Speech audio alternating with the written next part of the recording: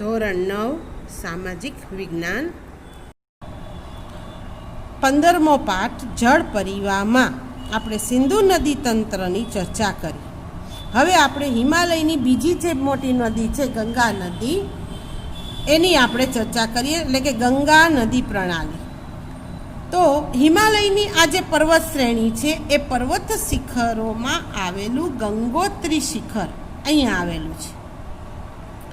આ ગંગોત્રી જે શિખર છે એ ગંગોત્રી શિખરમાં ભાગીરથી અને અલકનંદા આ બંને નદી અહીંયા ભેગી થાય છે અને આ બંને નદીનો સંયુક્ત પ્રવાહ ગંગા નદીના નામથી ઓળખાય છે. અને આ રીતે આ બંને નદીઓ જ્યાં ભેગી થાય છે એ સ્થળને દેવપ્રયાગ કહેવામાં આવે છે. શું કહેવાય છે? દેવપ્રયાગના નામથી ઓળખવામાં આવે છે. હવે આ બંને નદીનો સંયુક્ત પ્રવાહ ગંગા નદીના નામથી આગળ વધે છે. આ નદી જ્યારે ઉત્તરાંચલ રાજ્ય, ભારતનું જે આ ઉત્તરાંચલ રાજ્ય છે ત્યાં એ હરિદ્વાર પાસે મેદાની પ્રદેશમાં પ્રવેશ કરે છે. અહીંયા હરિદ્વાર આવેલું છે, અહીંયા એ મેદાની પ્રદેશમાં પ્રવેશ કરે છે. તો આ રીતે ગંગા નદી પૂર્વ તરફ આગળ વધે છે ત્યારે તેના માર્ગમાં હિમાલયમાંથી નીકળતી અનેક નાની મોટી નદીઓ ગંગા નદીને મળે છે. જેમાં મુખ્ય જે નદીઓ છે જે ગંગા નદીને મળે છે એમાં યમુના નદી છે. આ યમુના નદી છે એ ગંગા નદીની પાસે આવેલું આ ગંગોત્રી શિખરની બાજુમાં આવેલું યમનોત્રી શિખરમાંથી યમુના નદી છે એ નીકળે છે. ત્યાર પછી ઘાઘરા નદી નેપાળમાંથી નીકળે છે. ગંડક નદી, કોશી નદી, આ ત્રણેય નદીઓ એ ગંગા નદીને મળે છે. તો અહીંયા યમુના નદી છે એ યમનોત્રી શિખરમાંથી નીકળી ગંગાને બરાબર સમાંતરે આગળ વધે છે અને ત્યાર પછી ગંગા નદી અને યમુના નદીનો બંને નદીઓનું અહીંયા સંગમ થાય છે. બંને નદીઓ અહીંયા ભેગી થાય છે અલ્હાબાદ પાસે. અહીંયા અલ્હાબાદ પાસે, જેને પ્રયાગના નામથી ઓળખવામાં આવે છે. ગંગા નદી યમુના નદીને મળે છે એ સ્થળ એટલે અલ્હાબાદ, જેને પ્રયાગના નામથી ઓળખવામાં આવે છે. ત્યાર પછી ગંગા નદી આગળ વધે છે.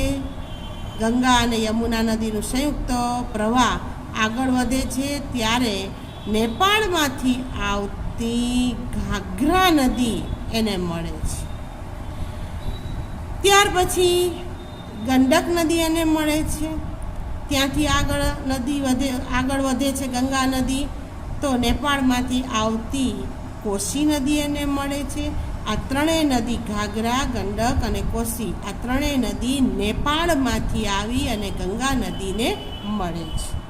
પરિણામે આ નદીઓમાં દર વર્ષે પૂરનો પ્રકોપ જોવા મળે છે, કારણ કે ચોમાસામાં પુષ્કળ વરસાદ અહીંયા પડે છે એટલે પુષ્કળ પાણી આ ત્રણ નદી ગંગા નદીમાં ઠાલવે છે.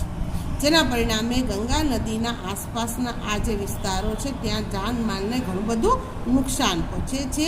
ત્યાર પછી કોશી નદી મળ્યા પછી ગંગા નદી જ્યારે પશ્ચિમ બંગાળા છે અહીંયા પ્રવેશ કરે છે ત્યારે ગંગા નદીના બે ભાગ પડી જાય છે. એક ભાગ અહીંયા બાંગ્લાદેશમાં જાય છે, એક ફાટો છે ગંગા નદીનો અહીંયા બાંગ્લાદેશમાં જાય છે અને બીજો ફાટો છે એ પશ્ચિમ બંગાળમાં અહીંયા પ્રવેશ કરે છે, ભારતની અંદર અહીંયા પહોંચે છે. હવે આ જે ગંગા નદીના બે ભાગ પડી જાય છે ત્યારે અહીંયા પૂર જે આવે છે એના પરિણામે અહીંયા પૂરના ફળદ્રુપ કાપના મેદાનોની રચના થાય છે, જે કૃષિ માટે આ જમીન ખૂબ જ ઉપયોગી છે. હવે એક ફાટો છે એ બાંગ્લાદેશમાં ગયો.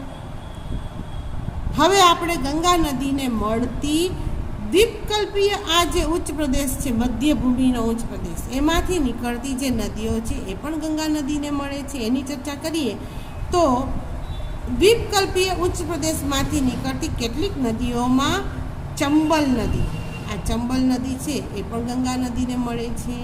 જે યમુના નદીને મળે છે આ ચંબલ નદી, ત્યાર પછી બેતવા નદી છે એ પણ યમુના નદીને મળે છે, અને ત્યાર પછી કેન નદી છે એ યમુના નદીને મળે છે. ચંબલ, બેતવા અને કેન એ યમુના નદીને મળે છે. અને આ 4 નદીઓનું, યમુના, ચંબલ, બેતવા અને કેન, આ 4 નદીઓનું સંયુક્ત પાણી અહીંયા ગંગા નદીમાં અહીંયા ઠલવાય છે, ગંગા નદીમાં મળી જાય છે. ત્યાર પછી દ્વીપકલ્પીય ઉચ્ચ પ્રદેશમાંથી નીકળતી બીજી એક જે ચોથી નદી છે સોણ નદી, એ ગંગા નદીને આગળ મળે છે. તો આ રીતે આવી કેટલીક નદીઓ દ્વીપકલ્પીય ઉચ્ચ પ્રદેશમાંથી મળે છે. પણ આ 4 નદીઓ છે એ અહીંયા અર્ધ સૂકા પ્રદેશોમાંથી નીકળે છે, એટલે આ નદીઓમાં લંબાઈ પણ ઓછી છે અને આ નદીઓમાં પાણીનો જથ્થો પણ ઓછો છે. હવે ઉત્તર અને દક્ષિણમાંથી આ રીતે બંને નદીઓના પ્રવાહ એ ગંગા નદીમાં ઠલવાય છે. ત્યાર પછી આ સંયુક્ત પ્રવાહ આગળ વધે છે, 2 ભાગમાં વેચાઈ જાય છે. એક ભાગ બાંગ્લાદેશમાં જાય છે, એક ભાગ આપણા ભારતમાં પ્રવેશ કરે છે. તો બાંગ્લાદેશમાં એક ફાંટો પ્રવેશ કરે છે જેને પદ્માના નામથી ઓળખવામાં આવે છે. હવે આ એક ભાગ છે ને શું કહેવાય છે, અહીંયાથી અહીંયા સુધીનો ભાગ, અહીંયાથી બાંગ્લાદેશમાં અહીંયાથી અહીંયા સુધીનો ભાગ છે ગંગા નદીનો, એને પદ્માના નામથી ઓળખવામાં આવે છે.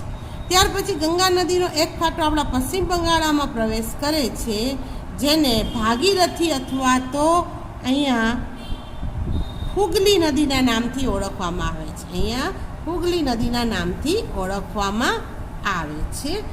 તો આ રીતે આ બંને ફાટા ગંગા નદીના એ બંગાળાની ખાડીમાં મળી જાય છે.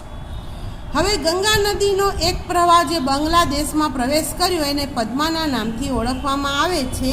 ત્યાર પછી એ જ્યારે આગળ વધે છે ત્યારે બ્રહ્મપુત્રા નદી છે ભારતમાંથી પ્રવેશ કરી અને ત્યાર પછી બાંગ્લાદેશમાં પ્રવેશ કરે છે અને એ પદ્માને મળે છે. જે ગંગા નદીને પદ્મા કહેવામાં આવે છે, પદ્મા નદીને મળે છે. ત્યાર પછી આ પદ્મા નદી અને આ બ્રહ્મપુત્રા નદીનું સંયુક્ત પાણી આગળ મેઘના નદીના નામથી ઓળખાય છે. હવે પદ્મા નદીનું નામ શું બની ગયું, મેઘના નદીના નામથી ઓળખવામાં આવે છે. અને ત્યાર પછી બાંગ્લાદેશમાં એ બંગાળાની ખાડીને મળી જાય છે.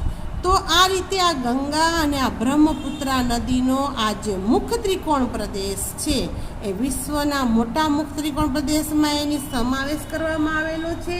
તેમજ આ નદીઓમાં દર વર્ષે પૂર આવે છે, એટલે પૂરના મેદાનો રચાય છે, જે કાપથી ખૂબ જ ફળદ્રુપ હોય છે, રસાળ હોય છે, ખેતી માટે ખૂબ જ ઉપયોગી છે. ત્યાર પછી અહીંયા પશ્ચિમ બંગાળમાં ગંગા નદીનો એક ફાંટો જે હુગલી નદીના નામથી ઓળખાય છે.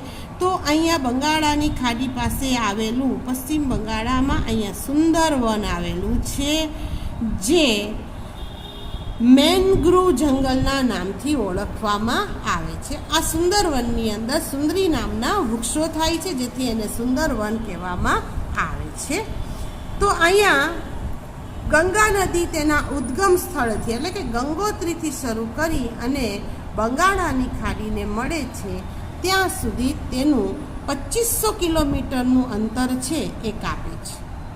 પણ એ જ્યારે પર્વતીય ક્ષેત્ર છોડે છે અને એ અહીંયા અંબાલા સુધી, અહીંયા પંજાબનું જે અંબાલા છે એ જળ વિભાજક ઉપર આવેલું છે, તે ઊંચો ભાગ છે, એટલે ગંગા નદી આમ જવાને બદલે અહીંથી આમ વળાંક લઈ અને પૂર્વ તરફ વહે છે. તો અંબાલા સુધી અહીંયા ઉચ્ચ ભૂમિ છે. ત્યાર પછી અહીંયા મેદાની પ્રદેશ છે. એ દર 6 કિલોમીટરે 1 મીટરનો ઢોળાવ છે ગંગા નદીનો ઘટતો જાય છે. તો આમ અંબાલા પછી ગંગા નદીનો આ જે બેસિન વિસ્તાર છે 1800 કિલોમીટર લાંબો છે. હવે બહેનો, તમને ગંગા નદી પ્રણાલી, એની મળતી નદીઓ, મુખ્ય નદીઓ, એની તમને સમજ પડી ગઈ હશે. નમસ્તે બહેનો.